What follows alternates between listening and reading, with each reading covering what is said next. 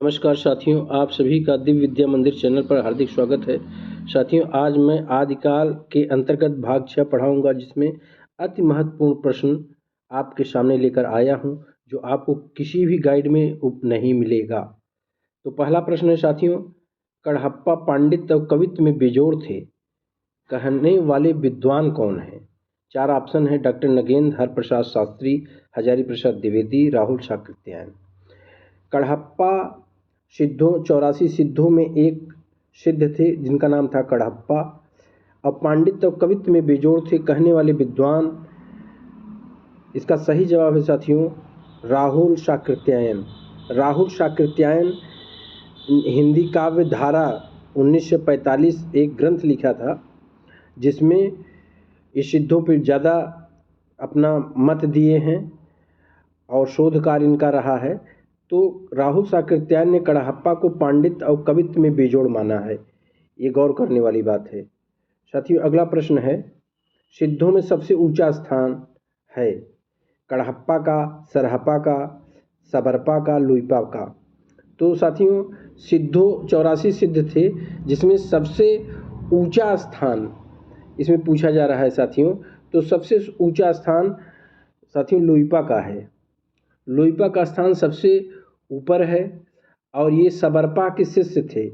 लुइपा जो थे सबरपा के शिष्य थे। क्या थे? शिष्य। ये आप लोग गौर करिएगा। और साथियों, ये 8वीं शताब्दी में थे। 8वीं शताब्दी में लुइपा भी थे, सबरपा भी थे और सरहपा भी थे। सरहपा का समय साथियों आप लोग जानते हैं, राहुल साकृत्यायन के अनुसार 769 ईस्वी है, मतलब 8वीं शताब्दी।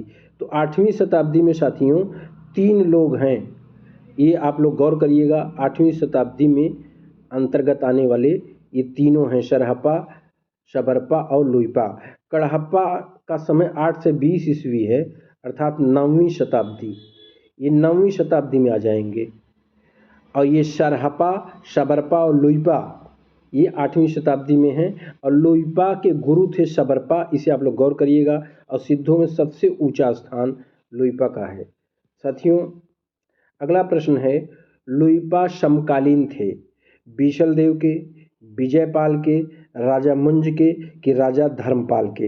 ये चारों राजा हैं, और किसके शासनकाल में, किसके समकालीन लुइपा थे? तो इसका साथियों सही जवाब है लुइपा राजा धर्मपाल के समकालीन थे। इसे आप लोग गौर करिएगा। अगला प्रश्न है, अक्षरद्वैकोपदेश ग्रंथ है। अक्षरद्वैकोपदेश एक ग्रंथ है। पूछा जा रहा है वह ग्रंथ किसका है? नाथों का है कि जैनियों का है कि निर्गुण संतों का है कि सिद्धों का है? तो साथियों इसका सही जवाब है सिद्धों का है। सिद्धों में साथियों एक संत हुए थे जिनका नाम था डोम्बिपा। इनको आप लोग जानते रहिए, डोम्बिपा। डोम्बिपा का ये ग्रंथ है अक्षरद्वैकोपदेश। तो इसे आप लोग गौर करिएगा साथियों, ये डोम्बिका का ग्रंथ है, अर्थात डोम्बिपा 84 सिद्धों में एक थे। तो इसे आप लोग जानते रहिए, इसलिए अक्षरद्वैकोपदेश ग्रंथ ये सिद्धों का है। अगला प्रश्न है साथियों, कुक्कुरिपा के गुरु थे। यहाँ कुक्कुरिपा 84 सिद्धों में एक सिद्ध थे, और उनके गुरु के विषय में पूछा जा रहा है। तो इसका सीधा सीधा आप लोग जवाब है चरपटिया। चरपटिया चरपटिया कुक्कुरिपा के गुरु थे, इसको आप लोग जानते रहिए। चरपटिया भी एक सिद्ध थे, और चरपटिया गुरु थे कुक्कुरिपा के। अगला प्रश्न है साथियों, अवहट्ट में है दोहा कोश है, योगचर्या है, चर्या पद है, या अक्षरद्वैकोपदेश है? तो आप लोग जान ही रहे हैं साथियों, अवहट्ट और अपभ्रंश में आदिकाल का ये साहित्य लिखा गया है। अपभ्रंश में दोहा कोश लिखा गया है।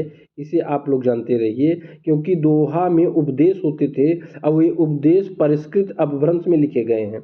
लेकिन यहाँ पूछा जा रहा है अवहट्ट में है। तो अवहट्ट में जो गेय पद होते थे, जो विद्यापति और सूरदास बाद में जिसका अनुसरण किए वे गेय पद चर्या पदों में हैं, चर्या पदों में हैं, इसलिए उसकी भाषा अवहट्ठ है। और अवहट्ठ है क्या, यह समझ लीजिए लोक भाषा के उस समय के आदिकाल के लोक भाषा के जो करीब था उसी का नाम है अवहट्ठ। और अपभ्रंश थोड़ा परिष्कृत था। तो दोहा कोश, योगचर्या और अक्षर द्विकोपदेश ये तीनों साथियों अपभ्रंश में है और सिर्फ यही चर्या पद ये अवहट्ठ में है। इसे आप लोग जानते रहिए। अगला प्रश्न है साथियों, कनक लापा है, कवित्री है, योगिनी है, भक्तिन है कि वियोगिनी है। तो साथियों इसे आप लोग जानते रहिए। सिद्धों में 84 सिद्ध थे, आप लोग जान रहे हैं। 84 सिद्धों में 3 महिला थी और जो योगिनी थी उनमें तीनों महिलाओं में एक का नाम कनक लापा है साथियों, दूसरे का नाम है मणिभद्रा। इसे आप लोग जानते रहिए, मणिभद्रा। और लक्ष्मी करा एक का नाम है, लक्ष्मी करा। इसे आप लोग जानते रहिए। तो ये 3 महिलाएं हैं और तीनों थी योगिनी, इसलिए इसका सही जवाब है योगिनी। कनकलापा कौन थी, एक योगिनी थी। नाथों के यहाँ नहीं था, नाथ नवनाथ थे, नवनाथों के यहाँ नहीं था। तो साथियों नाथ के प्रवर्तक हैं गोरखनाथ और गोरखनाथ के गुरु थे मच्छिंद्रनाथ।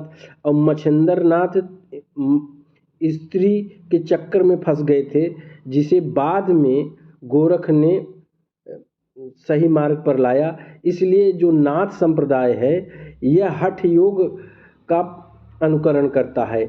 हठ योग माने सूर्य और चंद्र की तरह जो एक साधक हो उसी को हठ योगी कहा जाता है। तो यहाँ अब इसकी विशेषता पूछ रहा है, नाथों के यहाँ नहीं था, इंद्रिय निग्रह, उलटबासी, सदुक्कड़ी भाषा, विरह वेदना। तो साथियों ये नाथ जो थे ये प्रेम प्रपंच में नहीं पढ़ते थे, इसलिए इनके यहाँ विरह वेदना जैसी कोई चीज़ नहीं थी।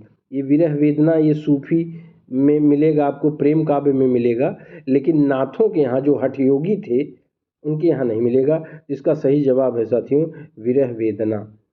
अगला प्रश्न है, 12 पंथी में गोरख पंथी है। तो साथियों जानते रहिए 12 पंथी को ही नाथ संप्रदाय के अंतर्गत माना गया है, जिसमें गोरख पंथी का मतलब होता है कि गोरख पंथी माने गोरखनाथ द्वारा कितने पंथ निकाले गए हैं, 2, 4, 6, 12।